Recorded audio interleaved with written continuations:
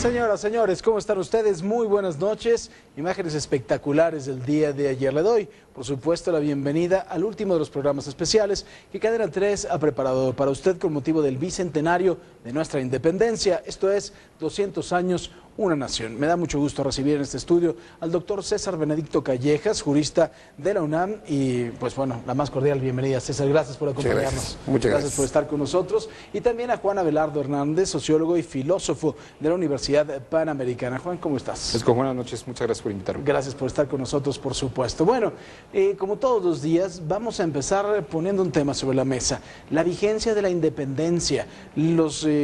Finalmente, la lucha de aquella época, en 1810, sigue siendo vigente para todos los mexicanos. Hoy podemos decir que hay independencia, o muchos también opinan que hoy pues los opresores son otros. Esta es la nota que tenemos para usted. México en el bicentenario. ¿Hacia dónde vamos como nación? Ernesto Méndez, Noticias, Cadena 3. No sé si vamos para adelante o vamos para atrás. Lo estábamos platicando con Juan y creo que es muy importante, independientemente de eso, independientemente si usted estaba de acuerdo con gritar, con darle duro a la campana, con llevar el espantasuegras, la bubucela o la corneta, como usted le quiera decir, creo que sí es una oportunidad de refundación y en eso creo que además de todo personajes de los más distintos niveles, de las más distintas actividades están de acuerdo. ¿Hacia dónde vamos? Sí, ¿vamos para atrás o para adelante? No lo sé en este momento, pero a lo mejor podríamos ya, hoy en día podemos dejar ya el asunto de si vamos a celebrar, si estaba bueno, sí, es que no debían de haber celebrado, ya pasó. O sea, a partir del día de hoy ya pasó el desfile, ya pasó el grito también en Dolores. Yo creo que sí tenemos que empezar a repensarnos como mexicanos, ¿o no, Juan?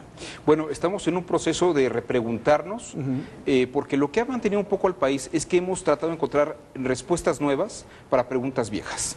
Entonces, este proceso de reinventar las instituciones forma parte de todo un proceso de repreguntarnos y reformular preguntas. Dicen que lo importante no es qué respuesta dar, sino saber qué pregunta hacer. Y entonces yo creo que lo que estamos precisamente en este momento ahora es preguntándonos qué pregunta correcta debemos hacer para recrear nuestras instituciones sobre estos nuevos parámetros. Claro. Entonces, yo creo que sí estamos en este proceso. Digamos, en el discurso y en la actividad de los ciudadanos frente al poder. Es decir, un sistema de partidos que se debe a sí mismo, que solo se agradece a sí mismo y que solo cumple con sí mismo. Y al final, la presión de los ciudadanos que vamos obligando a tener cambios. Yo estoy de acuerdo, sobre todo, el gran problema de la impunidad, que es el gran problema en México. Ahora, estás tocando un punto que a mí me parece fundamental, la sociedad civil. Esa sociedad civil que además de todo ya estamos en los albores de conmemorar, o de por lo menos, sí, conmemorar, yo creo que es la palabra, 25 años de los sismos de 1985. A mí me parece que ahí fue la aparición, o la primera aparición exitosa de la sociedad civil organizada. Tenemos que voltear, mi querido Juan, a la sociedad civil para tratar de refundarnos, porque ya los partidos políticos están gastados, viejos, caducos, y no les cree ni su, bueno, le iba a decir ni su abuela, y sí lo digo, ni su abuela les cree a los partidos políticos. No, bueno, definitivamente ahora la política está en manos de la sociedad civil. De hecho, este gran economista, Jacques Attali, escribió un libro que se llama La historia del futuro, en el que precisamente lo que está diciendo es que el futuro ya no está en manos exclusivamente de los grupos de poder, sino de la sociedad misma, ¿no? Y los grupos civiles. Y hoy en día lo que está reinventando las instituciones son precisamente estos grupos civiles que están generando las propias culturas de los valores y de los nuevos valores, son los que están creando todos estos nuevos foros. Son los que crean los foros, las exposiciones, las nuevas estéticas, los nuevos parámetros culturales. Uno de los grandes problemas que tiene nuestro sistema educativo es que no solamente tiene que tomar ventaja sobre el rezago que tiene, sino incorporar todas estas nuevas culturas que la sociedad civil está generando. Fíjate que eso es un tema muy interesante. Tiene una visión muy personal de lo que significa el bicentenario del inicio de la independencia, una visión crítica, pero en la que coinciden muchos jóvenes. Un bicentenario de libertad que venden, todo lo contrario, ¿no? Pues las causas que motivaron a la gente a levantarse hace 200 años fue justamente buscando libertad, porque había opresión y la cosa no ha cambiado, pues, ¿no? Entonces, puntualizar ese tipo de cosas, ese tipo de circunstancias, ¿no? Gente que pide dinero en la calle, niños que sufren, ¿no? Que quieren una familia. Un país que no tiene educación, pues es un país ignorante, y la ignorancia me parece que es el problema más grave. Para Abraham hay algo más que una identidad. El hablar de México también es sentirse patriota. Yo no me siento patriota, ¿no? Yo no espero un México, pues yo tengo una visión social, una visión de humano. No hay por qué pensar entre ser mexicano, ser guatemalteco, ser estadounidense. Somos seres humanos. Una visión para reflexionar en un futuro con nuevos retos. Cadena 3, Laura de Pablo. Aquí varios comentarios al asunto de Abraham. Primero, es tan peculiar su forma de pensar como su propio nombre y la pronunciación. A veces creemos, no, es que los jóvenes están en otro rollo. Yo creo que cada uno tiene un rollo tan distinto como interesante. Y primero, tontos los jóvenes de este país no son.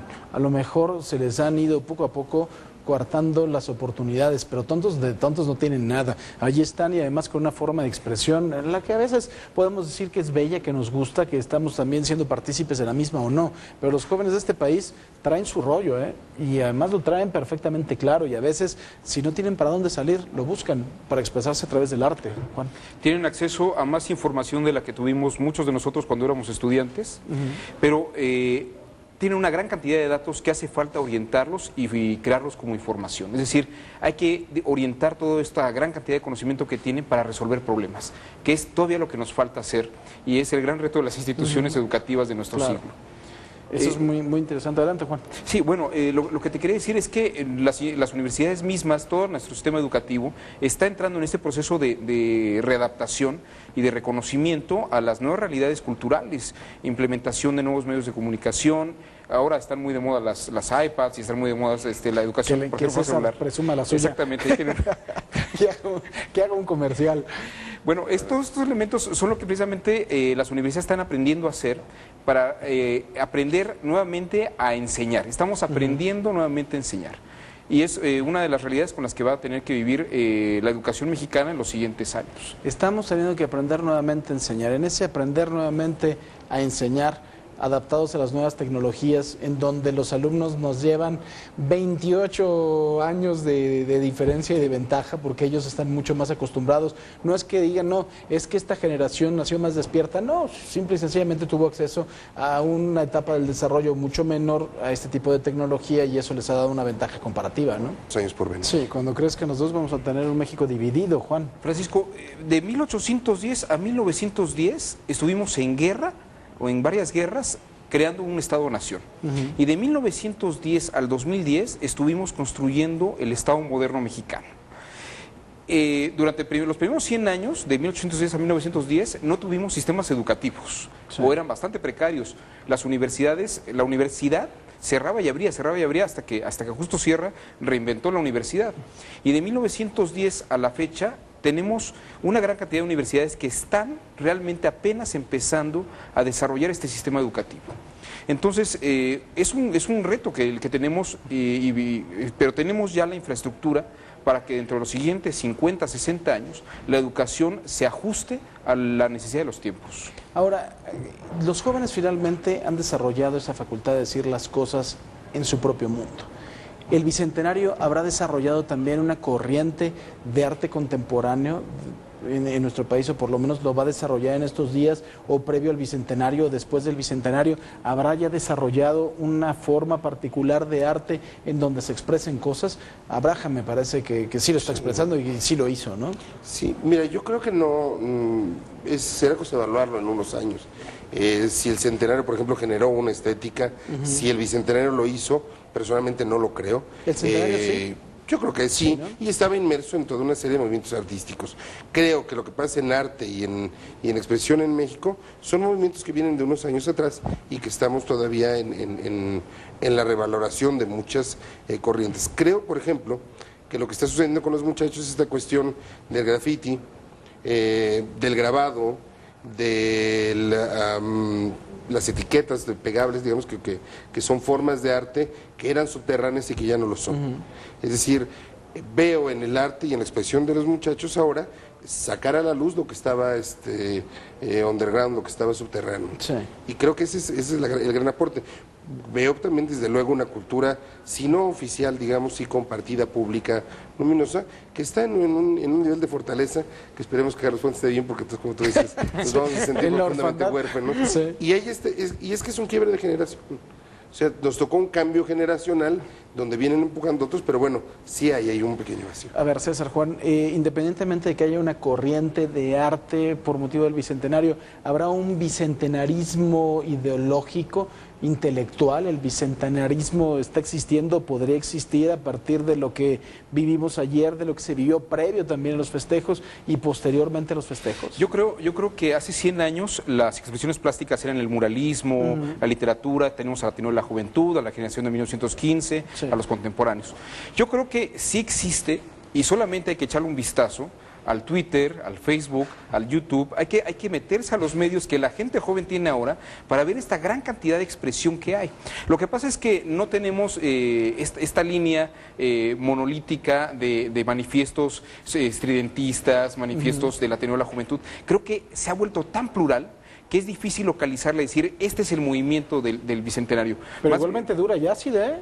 O sea, meterse a Twitter es verdaderamente echarse un clavado en pensamientos verdaderamente incómodos para algunos, ¿eh? Y es que ahí vas a encontrar precisamente pensamiento auténtico. Me parece que hay expresión cultural, literaria, pictórica, mediática, bajo toda esta línea de lo que los nuevos medios de Internet nos está proporcionando. Entonces yo creo que sí existe, pero no es tan fácil localizarla y tan verla claramente. Y como dice César, yo creo que es algo que veremos con más perspectiva dentro de algunos años. Qué interesante, ¿eh? El Twitter y el Facebook del Bicentenario, porque además ahora que me lo están mencionando los dos, en estas dos redes sociales hay expresiones, ¿eh? Tanto estampas a lo mejor que se pueden subir de otros lugares, hasta pensamientos durísimos, pensamientos de apoyo, pensamientos de elogio, de festejo, ¿eh? En las dos redes sociales. Y del otro lado, la cultura ciudadana de la velocidad y que tiene sus pequeñas perlas, digamos, sí, que en realidad, bueno, sí es que de ser muy selectivo, no darle todo el grado de verdad a lo que puede no tenerlo, pero encuentres de pronto la visión inmediata del ciudadano en la circunstancia inmediata, y eso es muy valioso. Y nos estamos volviendo muy sintéticos para criticar y para dar un juicio intelectual, ¿eh? Sí. Que además finalmente los espacios de estas redes sociales nos están marginando, nos están llevando con todo a lo esto. bueno y lo malo que eso tiene. Sí, claro. Ve la respuesta que tuvo Alex Sintek cuando, a las pocas horas de haber sacado el tema del Bicentenario, las grandes críticas que tuvo de la gente, ¿no? Sí, claro. Esto Y no hubiera ocurrido hace 100 años. Se ofendió. No. Bocanegra seguramente se hubiera encerrado en su cuarto otra vez. Vamos a hacer una pausa. Esto es 200 años, una nación. Volvemos con más. ¡Vivan todos los héroes de la independencia! ¡Viva la independencia nacional!